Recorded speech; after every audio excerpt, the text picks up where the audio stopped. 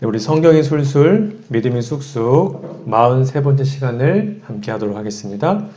오늘은 요나단 언약이라는 제목으로 하나님 말씀을 함께 연구하겠습니다. 우리 지난 시간에 다윗 언약에 대해서 잠깐 살펴보았는데요. 여러분 사무엘하 7장 말씀을 꼭 기억해달라고 부탁드렸습니다. 다윗 언약의 핵심이 뭐냐면 여호와께서 다윗을 위하여 그의 나라를, 그의 왕조를 영원토록 보존시키겠다라고 하신 약속이 바로 다윗 언약입니다. 왜요?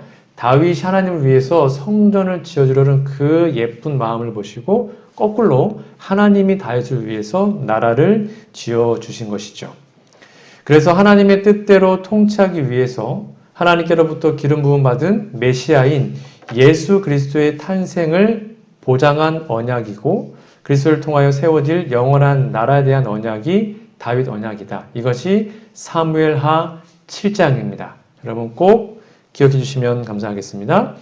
그래서 지난 시간에 말씀드린 것처럼 사무엘상, 사무엘하라는 책은 바로 최초의 왕 사울의 실패, 사울과 다윗의 대조를 잘 나타낸 책이라고 말씀드렸습니다. 그리고 다윗과 언약을 맺고 하나님 나라의 집을 세우신 여호와의 주권적인 역사에 대한 이야기다.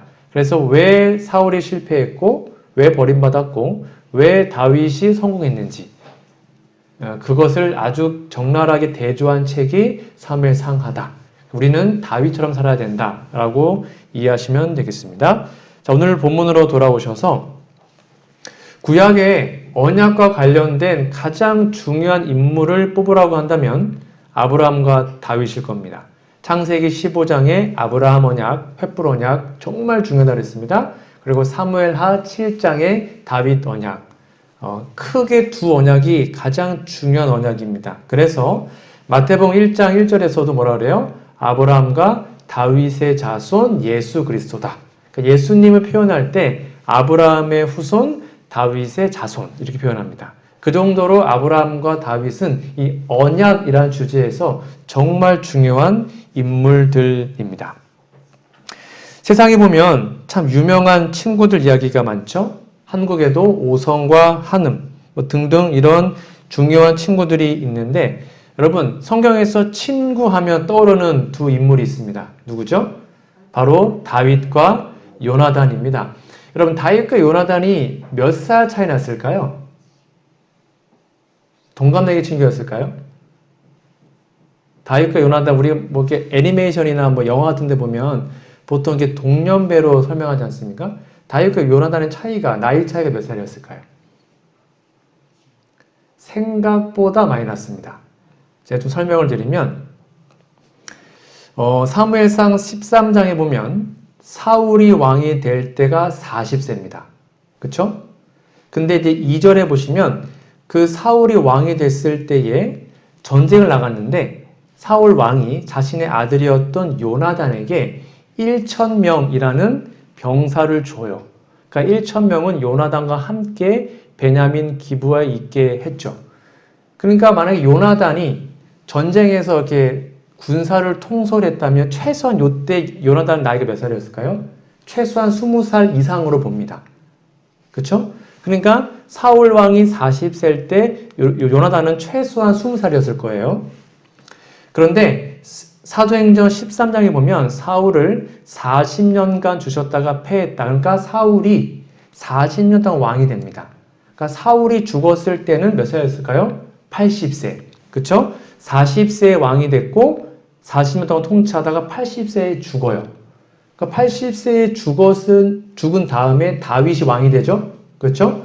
그때 다윗이 30세에 왕이 됩니다.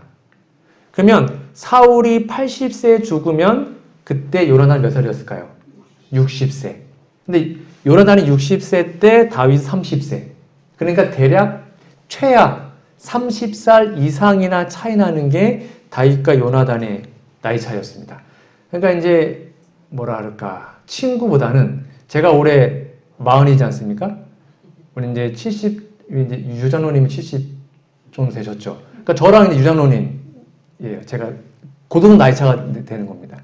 그 정도 나이 차가 됐던 연배가 꽤 큰 사이였는데도 불구하고 다윗과 요나단은 성경에서 친한 친구로 표현되어 있습니다.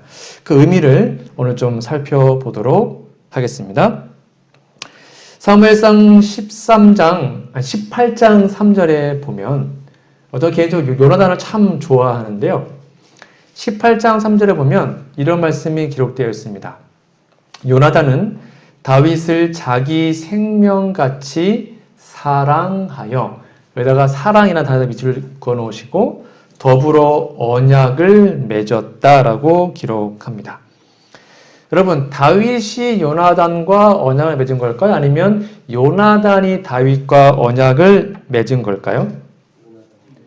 기억나시죠? 언약은 쌍방이 동등한 입장이 아니에요.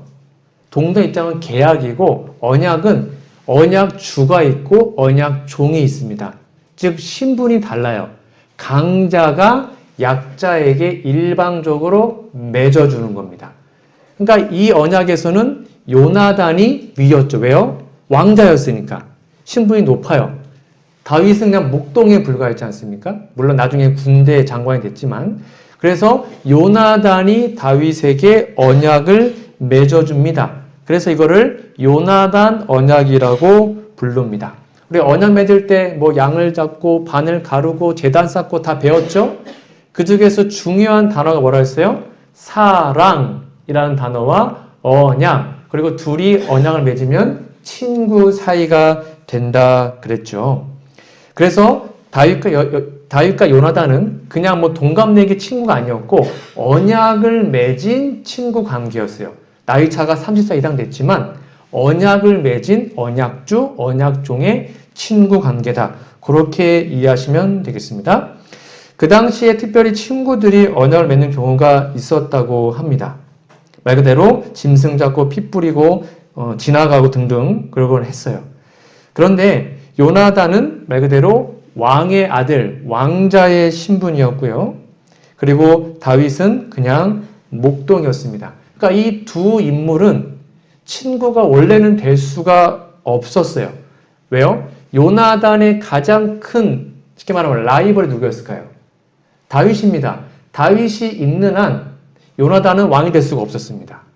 왜냐하면 왕조가 다윗에게 넘어갔으니까. 그러니까 인간적으로 볼 때는 다윗과 요나단은 친구가 될 수 없어요.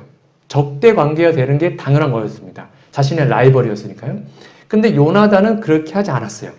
왜냐하면 요나단은 언약에 되게 충실했던 사람이었거든요. 그래서 요나단은 다윗과 언약을 맺고 그를 살려주고 보호하기를 결심합니다. 이거는 대단한 것입니다. 자신의 모든 걸 포기하고 다윗을 위해서 살기로 결정한 겁니다. 그래서 어떻게 언약을 맺습니까? 18장 4절에 보면 이렇게 언약을 맺습니다. 여러분, 겉옷, 칼과 활과 창, 여기다가 띠, 밑줄을 좀 그어놓으세요. 요나단이 언약을 맺었는데 자기가 입었던 겉옷을 벗어서 다윗에게 주었다라고 기록합니다. 그러니까 언약을 맺을 때 다윗과 요나단은 언약을, 요나단이 다윗에게 뭘 줍니까? 옷을 줍니다.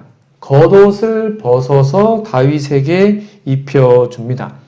이때 요나단이 입었던 옷은 말 그대로 왕의 옷, 왕자의 옷이었습니다. 즉 신분을 준 겁니다. 왕자의 옷을 입으면 다른 사람들은 그 옷을 입은 사람들을 왕자로 생각하겠죠. 그래서 요나단은 다윗에게 자신의 겉옷을 입혀줬어요. 쉽게 말하면 네가 앞으로 왕이 될 거다 라는 것을 믿음으로 선포한 것과 같습니다. 여러분, 옷은 아주 중요한 언약 이미지라고 제가 이미 설명을 드렸습니다. 옷을 입는다. 이건 언약적 이미지가 되게 중요한 겁니다. 여러분 꼭 기억해 주시면 좋겠고요. 제가 잠시 다시 복습을 해드리면 기억나시겠지만 창세기 2장 25절에 보면 하나님이 아담과 그의 아내를 처음 만들었을 때는 그들이 옷을 입고 있지 않았죠. 빛의 옷, 영광의 옷을 입고 있습니다. 왜 보면 그들이 하나님께 순종하는 생활을 하는 동안에는 이 빛의 두루마기가 계속 그들을 둘렀습니다. 빛의 옷, 이걸 생명의 옷이라고 표현합니다. 근데 그들이 범죄합니다. 선악과를 먹죠. 그래서 선악과를 따먹은 다음에 가장 먼저 느꼈던 게 뭐예요? 여기 보세요. 3장 7절. 자기들의 몸이 벗은 줄 알고. 그러니까 죄를 짓자마자 가장 먼저 느꼈던 것이 내가 벗고 있네. 이 말은 내가 지금 죽고 있는 상태네 라는 것입니다. 성경에서 옷을 벗고 있다는 것은 죽었다는 뜻입니다. 원래 빛의 옷은 생명인데 그 옷을 벗고 있으니까 그날 죽지 않았지만 죽음의 선고를 받은 죽어가는 존재라는 것입니다. 그래서 호세아 6장 7절은 그들이 옷을 벗은 것을 뭐라고 나오면 저희는 아담처럼 언약을 어겼다. 그러니까 아담이 언약을 어김으로 옷이 벗겨지게 된 겁니다. 여기까지 이해 가시죠? 그 다음에 그들이 벌거벗은 수치를 막 나뭇잎으로 가리라고 하자 안 가라지잖아요? 그래서 하나님께서 옷을 지어 입히십니다. 그걸 3장 21절 하나님이 아담과 그 아내를 위하여 가죽옷을 지어 입힙니다. 그러니까 그 죄의 문제를 깨어진 언약을 회복하기 위해서 뭘 줬다고요? 옷을 줬다는 겁니다. 중요합니다. 깨어진 언약을 회복하기 위해서 죽어가는 그 아담과 하와를 다시 살릴 수 있는 복음의 길을 주기 위해서 옷을 만들어줍니다. 중요합니다. 근데 그게 가죽옷이었는데 그것이 바로 갈라디아서 3장 27절에는 뭘로 표상하고 있냐면 침례입니다. 우리가 침례를 받으면 그리스도로 옷을 입어요. 왜냐하면 침례는 언약식이거든요. 하나님과 우리가 언약을 맺습니다. 침례를 통해서. 그럼 하나님 우리를 옷 입혀주십니다. 이제는 우리가 죄의 옷, 누더기 옷이 아니라 하나님의 옷, 예수님의 옷을 입어야 돼요. 그러면 그걸 통해 우리는 하늘에 가게 되는 것입니다. 그래서 계시록 16장 15절에도 뭐라 그래요? 우리가 재림을 준비하는 방법이 뭐다? 잘 보세요. 내가 도적같이 온다. 재림이에요. 그러니까 누구든지 깨어서 자기 뭘요? 옷을 지켜서 벌거벗고 다니지 말아라. 성경에서 옷을 입고 있는 것은 영생 구원이고요. 옷을 벗는 것은 멸망입니다. 그래서 재림 준비는 옷을 잘 지키는 거예요. 언약적 옷을 잘 입고 있는 게 구원이며 재림을 준비하는 것입니다. 그래서 이 부분을 이렇게 설명하고 있습니다. 화해주석에 보시면 전지전능하신 성부와 성자와 성령은 그분들과 진실된 언약을 맺은 사람들을 받으십니다. 오늘날 언약 어떻게 맺는가? 그분들은 침례식이 있는 곳마다 임재하시고 침례식이 언약식이에요. 세상을 포기하고 영원의 전으로 그리스도를 모셔드리는 수친자들을 간합하신다. 이 수친자들은 하나님의 가족이 되고 그들의 이름은 어린 양의 생명책에 기록된다. 그러니까 이미 여러분들은 침례를 받았습니다. 그럼 우리는 언약식을 통해서 하나님과 언약을 맺은 백성이 된 것입니다. 그러므로 이 옷, 이 귀한 가죽옷, 구원의 옷을 절대로 벗으시면 안 돼요. 이 옷만 입고 있으면 우리는 다 하늘에 갈 수 있는 것입니다. 그것이 바로 요나단의 언약의 첫 번째 모습이었습니다. 요나단은 뭘 줬다는 거예요? 옷을 줬습니다. 그러므로 내가 무슨 일을 하든 내가 뭘 하더라도 너를 지켜줄게. 그게 옷에 있었습니다. 두 번째, 요나단은요, 자기의 군복과 칼과 활과 띠도 그렇게 줍니다. 쉽게 말하면 칼과 활, 뭡니까? 무기를 준 겁니다. 같은 의미입니다. 내가 너를 보호해 줄게. 내가 너를 왕자로서 목숨 걸고 너를 지켜줄게. 라는 의미로 칼과 활과 그 다음에 각종 무기를 주는 것입니다. 무기는 상대방을 보호해주는 생명을 지켜주겠다는 뜻입니다. 이 무기도 칼, 활, 검 이런 것도 언약 이미지에 되게 중요합니다. 다윗이 전쟁과 무기 이미지를 아주 극대화시켰는데요. 다윗은 시편을 보면 여호와를 뭐라고 가리키냐면 여호와는 나의 칼이요, 나의 창이요, 나의 활과 방패시요, 나의 반석이요 이렇게 설명하잖아요. 그게 바로 다윗이 표현한 하나님의 모습이었어요. 무슨 말입니까? 하나님이 우리의 모든 대적을 다 무찔러주고 보호한다는 것입니다. 그게 무기에 나와 있는 언약적 의미입니다. 세 번째, 여러분 언약을 맺을 때 반드시 뭐가 필요하다 그랬죠? 피가 필요합니다. 피가 없으면 언약이 절대 성립할 수 없습니다. 피가 꼭 필요해요. 그런데 요나단과 다윗의 언약에서는 피를 도대체 무엇으로 했을까요? 원래 언약은 공개적으로 합니다. 다 보는 데서 하는 것입니다. 근데 지금 다윗과 요나단이 언약을 공개적으로 할 수가 있어요, 없어요? 없어요. 왜요? 사울이 다윗 죽이려고 그러고 같이 다니지 말라 그랬고, 그러니까 공개적으로 할 수가 없어요. 양 잡고 배 가르고 할 수가 없다는 것입니다. 그러면 이때는 어떻게 했을까요? 그 당시에 풍습이 이랬다고 합니다. 여러분 혹시 약속할 때 우리가 새끼손가락을 보통 걸지 않습니까?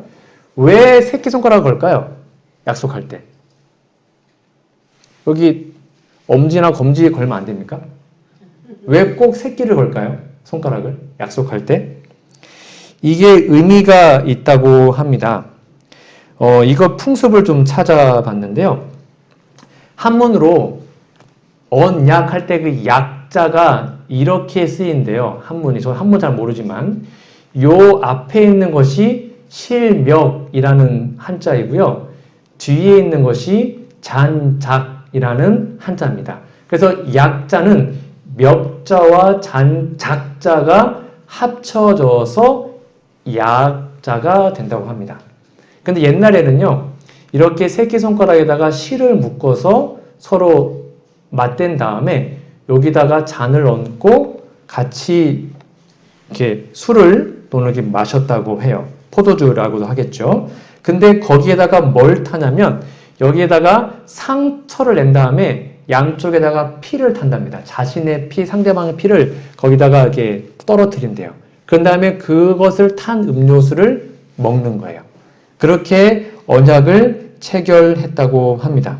그래서 손가락에 상처를 낸 다음에 그 피를 잔에 섞어서 마시는 관습에서 기원했다고 해요. 그래서 처음에는 이게 실을 묶었고 나중에는 그것이 이제 차츰차츰 이렇게 돼서 요즘에는 손가락만 걸고 이렇게 약속을 하는 것입니다. 그러니까 원래는 약속할 때도 피가 있어야 되는 것입니다. 그래서 여기에 포인트는 손가락에 상처를 냈고 그 상처가 언약의 표징이었다고 해요. 근데 원래는 이건 이제 손가락에 냈고요. 원래는 여기 손목에 냈다고 합니다. 이게 이제 필리핀 세부에 있는 산페드로 요새라는 곳에 있는 그림이라고 하는데요. 필리핀 세부를 이 마젤란이라는 사람이 처음으로 이제 발견했다고 합니다. 원주민 발견하기 전에요. 그래서 여기 가면 이 그림이 있대요. 조금 잘 안 보이실 텐데 이 마젤란과 세부의 왕 후바본의 언약 체결식입니다. 여기 보면 자세히 보시면 손목에 칼을 대고 이제 상처를 냅니다.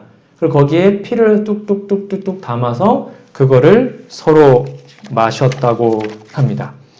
그렇게 해서 언약을 맺었다고 해요.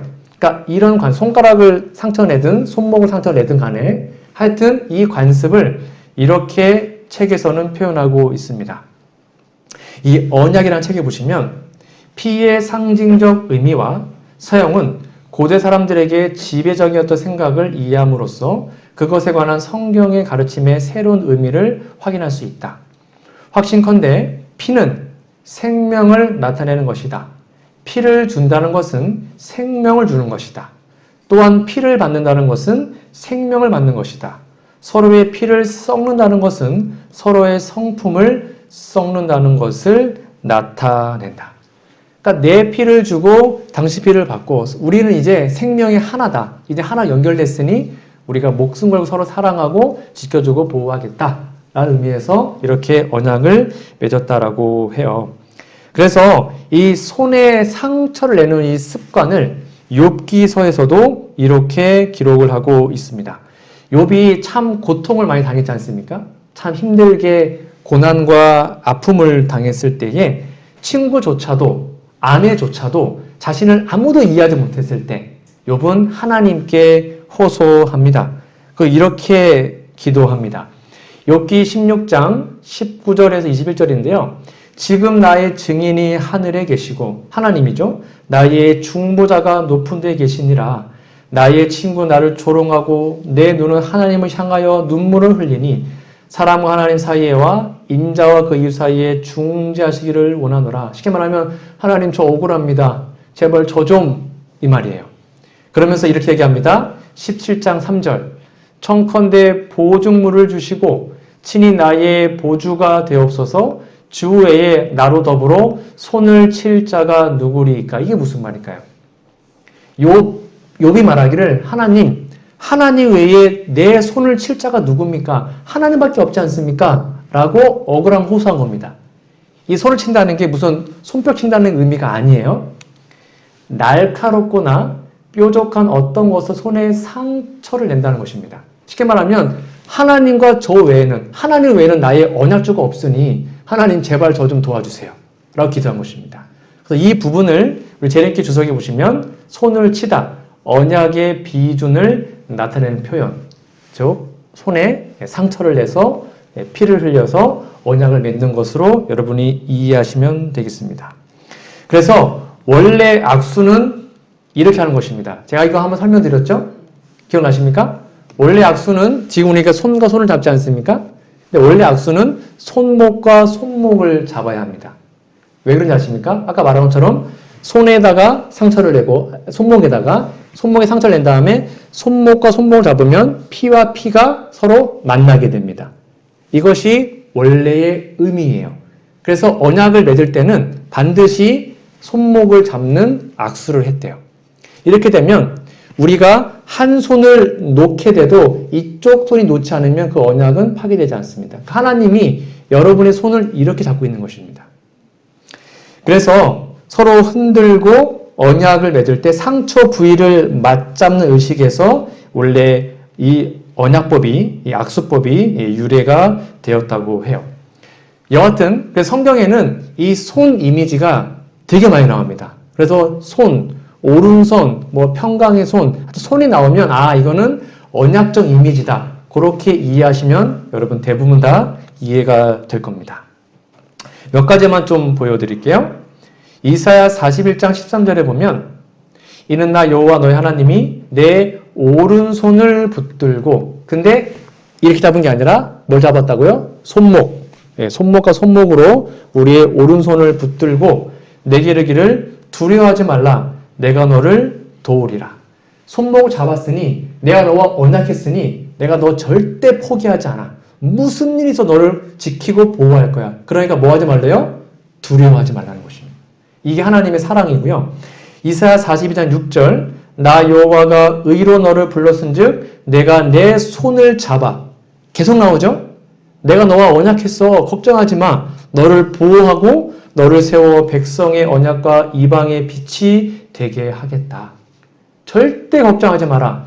이 손 절대 놓지 않겠다. 라는 것이 그 의미에 나와 있는 중요한 사상입니다.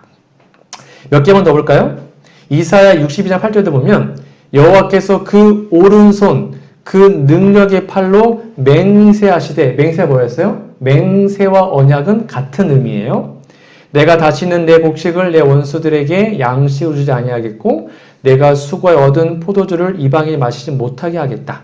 그 다음에 에스겔 17장 18절입니다. 그가 이미 손을 내밀어 언약하였거늘, 손 잡았다 이 말입니다. 손을 잡고 언약했으니까 맹세를 업신여겨 언약을 배반하고 이 모든 일을 행하였으니 피하지 못한다라고 기록하고 있습니다. 그러니까 하나님께서 여러분의 손을 잡고 계신다. 여러분의 손을 잡고 절대로 놓지 않는다.